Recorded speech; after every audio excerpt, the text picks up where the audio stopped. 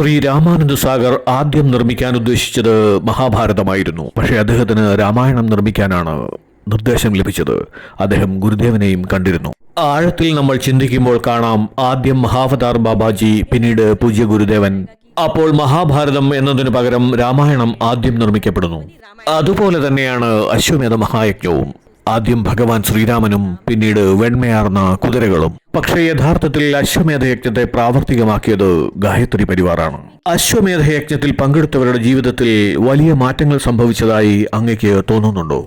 ഓരോ വ്യക്തിയുടെയും ജീവിതം മാറ്റിമറിക്കപ്പെട്ടു.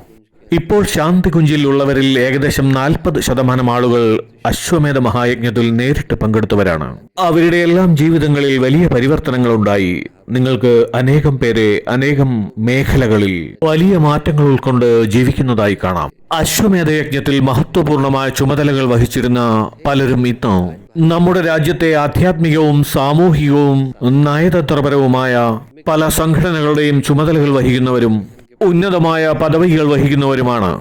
അവരുടെയൊക്കെ ജീവിതത്തിൽ വലിയ വലിയ പരിവർത്തനങ്ങൾ സംഭവിച്ചിട്ടുണ്ട്.